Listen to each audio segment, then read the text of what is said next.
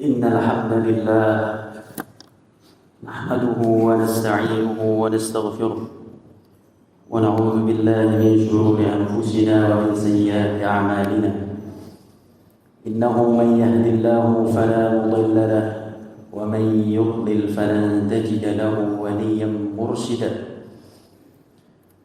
اللهم فصل وسلم وبارك وكرم وأنعم على سيدنا محمد وعلى آله الطيبين الطاهرين إلى يوم الدين وبعد فيا عباد الله أوصيكم ونفسي بتقوى الله وطاعته لعلكم ترحمون فقد قال ربكم جل في علاه بعد أعوذ بالله من الشيطان الرجيم بسم الله الرحمن الرحيم يا أيها الذين آمنوا اتقوا الله حق تقاته ولا تموتن إلا وأنتم مسلمون صدق الله العظيم وصدق رسوله النبي الكريم ونحن على ذلك من الشاهدين والشاكرين. Sidang jemaah Jumat yang dirahmati Allah Subhanahu wa taala. Jumat ini ialah salah satu Jumat terakhir kita di bulan suci Ramadan. Dan seandainya Ramadan dapat mengucapkan sesuatu, dapat berpesan kepada kita, niscaya Ramadan akan mengatakan, wahai hamba Allah, ana dhaifur rahman. Wahai hamba Allah, saya adalah tamunya Allah. Saya datang kepada kamu setelah penungguan 11 bulan. Siangnya dijadikan menahan hawa nafsu, malamnya engkau jadikan aku untuk bersimpuh di hadapan Rabb-Mu. Wahai hamba Allah, izinkanlah aku untuk pulang pergi darimu. 11 bulan aku tinggalkan kamu. Wahai hamba Allah, aku yakin engkau bisa terus mendirikan sholat malam tanpa diriku. Dan aku yakin engkau bisa terus melaksanakan sedekah dan silaturahimmu tanpa kehadiranku. Maka itulah sepetik kata dan pesan dari bulan suci Ramadan yang akan meninggalkan kita dalam beberapa jam ke depan. Allahumma rzuqna liqa'a Ramadan mujaddada. Ya Allah, pertemukanlah kami dengan Ramadan yang akan datang. Sidang jemaah Jumat yang dirahmati Allah Subhanahu wa taala. Tema kita pada kesempatan kali ini ialah tentang amalan pasca Ramadan. Di dalam Islam ada sebuah amalan yang harus dilakukan setelah bulan suci Ramadan telah pergi. Namun amalan ini jarang diketahui oleh orang. Bahkan mungkin belum pernah diamalkan selama dia berpuasa sampai usia 50-60 tahun. Padahal amalan ini adalah, kata para ulama, amalan yang memiliki khasiat luar biasa.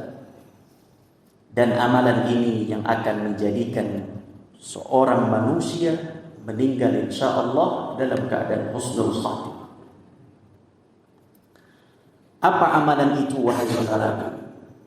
Amalan itu adalah istighfar. Ya, amalan itu adalah istighfar. Ketika seorang muslim setelah melaksanakan salat, maka dia dianjurkan untuk beristighfar sebagaimana hadis Nabi sallallahu alaihi wasallam mengatakan, kana Nabi sallallahu alaihi wasallam idza sallama min as-salah istaghfara thalatha. Ketika Rasul sallallahu alaihi wasallam selesai dari salatnya, melakukan salam kiri dan kanan, beliau beristighfar 3 kali. Dan dalam Al-Quran disebutkan bahwasanya Allah Subhanahu wa taala berfirman, ba'da a'udzu billahi minasyaitonir rajim. Bismillahirrahmanirrahim. Tsumma afidhu min haitsu afadhan nas wastaghfirullah innallaha ghafurur rahim. Ketika seorang manusia telah selesai dari wukuf di Arafah, ayat ini adalah berbicara tentang ayat haji. Ketika seorang selesai wukuf, afidhu min haitsu afadhan nas, bertolaklah kamu wahai manusia dari tempat wukufmu, berpindahlah menuju Mina, Muzdalifah dan seterusnya, sampai lempar jumrah dan seterusnya. Dan Allah mengatakan wastaghfirullah, dan beristighfarlah kepada Allah, innallaha ghafurur rahim, karena Allah Maha Pengampun dan Maha Penyayang. Apa kata Imam Sa'di rahimahullah? Fal istighfaru lil khalalil waqi' min al-'abd. Maka fungsi istighfar bagi orang yang berhaji, dan kita tahu bahwa tiada balasan bagi haji yang mabrur kecuali surga. Namun Allah Subhanahu wa taala tetap menganjurkan kepada semua orang al-hujjaj untuk beristighfar setelah mereka berada di puncak ibadah sebuah haji, yaitu wukuf di Arafah, untuk melakukan istighfar. Kata Imam Sa'di rahimahullah, fal istighfaru lil khalalil waqi' min al-'abdi fi ada'i ibadatihi. Maka fungsi istighfar itu adalah untuk melengkapi dari kecacatan amal seorang hamba ketika dia berhaji. Begitupun ketika Rasulullah SAW telah tuntas risalahnya, ketika Rasulullah SAW berhasil menaklukkan kota Makkah 2 tahun sebelum beliau wafat. Karena fungsi dari Islam, ketika Rasulullah SAW dilahirkan di kota Makkah, diusir dari kota Makkah oleh kaum kafir Quraisy, hijrah ke Madinah, kembali ke kota Makkah untuk membebaskan Baitullahil Haram dari semua asnam dan semua berhala. Maka Allah pun Subhanahu wa taala mengatakan dan menurunkan ayat khusus yang sama-sama kita hafal. A'udzubillahi minasyaitonir rajim. Bismillahirrahmanirrahim. Idza jaa nasrullah wal fath. Ketika datang pertolongan Allah dan juga pembebasan kota Makkah. Wa ra'aitan nasa yadkhuluna fi dinillahi afwaja. Maka Muhammad, kamu melihat orang banyak masuk ke dalam Islam. Afwaja fasabbih bihamdi rabbika wastaghfir. Maka Muhammad, tasbihlah kamu dan beristighfarlah kamu kepada Allah Subhanahu wa taala. Innahu kana tawwaba. Maka risalah Nabi SAW, risalah Islam, ditutup oleh Allah anjurannya untuk beristighfar. Dan anjuran ini bukan hanya bagi Nabi, tapi juga turun kepada umatnya Nabi Muhammad SAW. Bahkan wahai saudaraku sidang jamaah Jumat yang dirahmati Allah Subhanahu wa taala, ketika Abu Lubabah diriwayatkan oleh Ibnu Abbas radhiyallahu anhu, ketika Abu Lubabah bersama dengan para sahabatnya yang lain datang kepada Rasulullah sallallahu alaihi wasallam, kemudian mereka mengatakan, "Ya Rasulullah, hadhihi amwaluna." Wahai Rasulullah, ini adalah harta kami. Maka ambillah, khudh min amwalina sadaqatan wa salli alaina wastaghfir lana.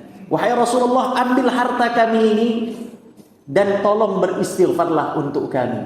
Maka Rasulullah sallallahu alaihi wasallam pun mengatakan, wahai Abu Lubabah, sesungguhnya aku belum diperintahkan untuk mengambil harta kalian.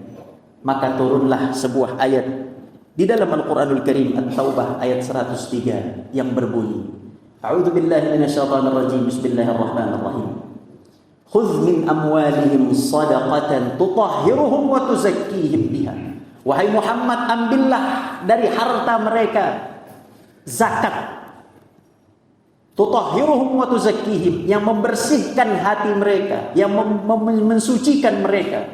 Wa shalli alaihim, dan beristighfarlah untuk mereka. Inna salataka sakanan lahum. Karena sungguhnya istighfarmu membuat hati mereka menjadi tenang. Subhanallah, ternyata dalam ibadah rukun Islam yang saat ini terkumpul juga rukun Islam kecuali haji, mulai dari syahadat, salat, puasa, zakat, hampir seluruhnya di penghujung ibadah harus dipersempurnakan dengan al-istighfar. Sampai-sampai bukan hanya urusan ibadah, ketika seorang muslim berada di sebuah majelis ilmu, apa kata Rasulullah sallallahu alaihi wasallam? Man jalasa fi majlisin kathura fihi lughtuhu. Barang siapa yang duduk di sebuah majelis ilmu, kemudian ada beberapa kesilapan yang keluar dari dirinya dalam majelis tersebut, faqala qabla an yantahi al-majlis, maka dia mengatakan sebelum majelisnya itu selesai, yang kita kenal dengan istilah kafaratul majlis, subhanakallahumma wa bihamdika asyhadu an la ilaha illallah astaghfiruka wa atubu ilaik. Maka orang yang mengatakan itu, semua dosanya di majelis tadi, kelalaiannya, lupanya, dan seterusnya akan Allah ampuni. Subhanallah. Maka wahai saudaraku, puasa Ramadan akan pergi beberapa hari ke depan. Dan kita tahu kualitas puasa kita. Kita tahu kualitas tarawih kita. Bahkan ketika imam pun agak panjang sedikit, hati kita menggerutu di dalam, kapan kita akan rukun. Ketika mungkin di antara kita ada yang mengatakan, hati kecil kami Ustaz ingin sama-sama berlebaran dengan saudara kami yang hari ini berlebaran. Karena mungkin hati kami, karena mungkin kami sudah lelah dan capek dengan puasa ini. Begitulah kualitas ibadah kita, maka perlu disempurnakan dengan al-istighfar. Barakallahu li wa lakum fil Qur'anil 'azim wa nafa'ani wa iyyakum bima fihi minal ayati wa dzikril hakim. Wa taqabbal minni wa minkum tilawatahu innahu huwal ghafurur rahim.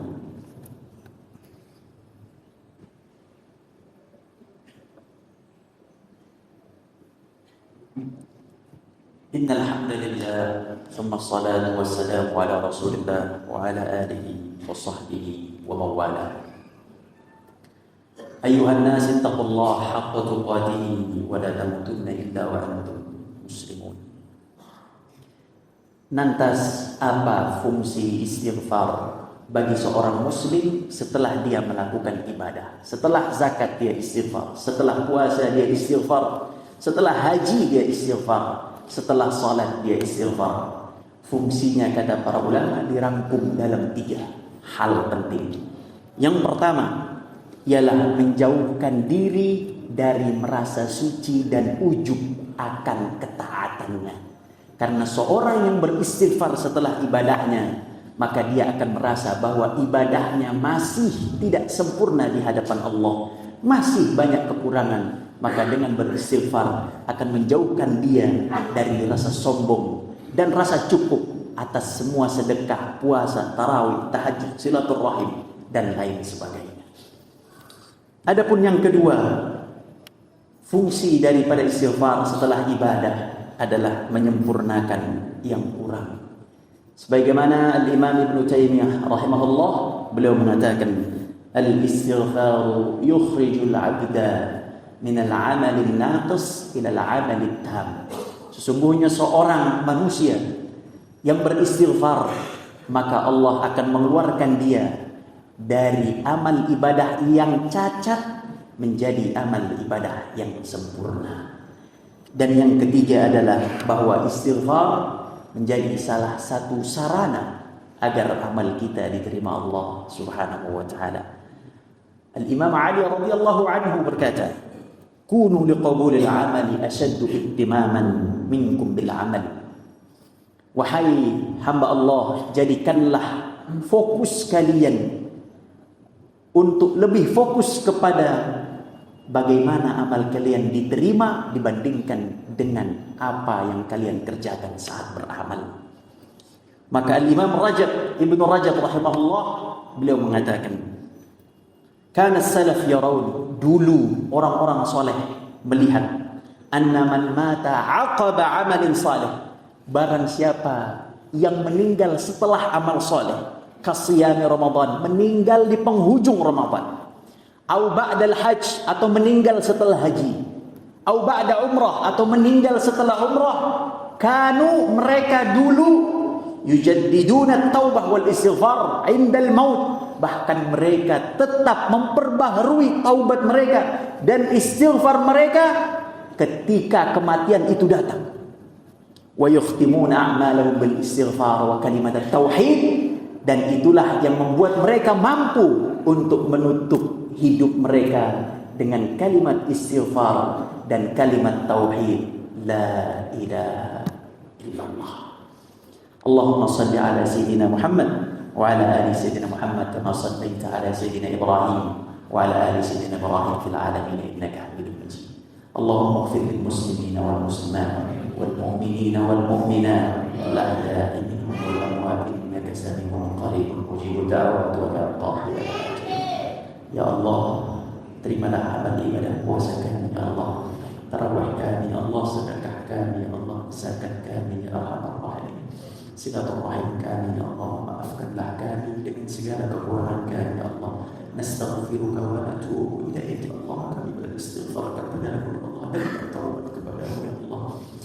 Ya Allah, jauhkanlah dari hati kami ya Allah merasa cukup dengan amal ibadah kami ya Allah. Ya Allah, sempurnakanlah amal ibadah puasa kami ya Allah, dan izinkanlah kami ya Allah untuk bisa bertemu dengan Ramadan yang akan datang ya Allah. Ya Dzal Jalali wal Ikram, ya Dzal Jalali wal Ikram. Ya Allah, kalau memang Ramadan ini adalah Ramadan terakhir ya Allah, kami ikhlas ya Allah, kami ridha ya Allah, kami titipkan keluarga kami kepadamu ya Dzal Jalali wal Ikram, dan jadikanlah kami ya Allah orang-orang yang bisa menutup hidup kami dengan kalimat tauhid, la ilaha illallah, la ilaha illallah, la ilaha illallah. Sallallahu alaihi wa sallam wa ala alihi wa sahbihi wa sallam. Alhamdulillahirabbil alamin. Amin.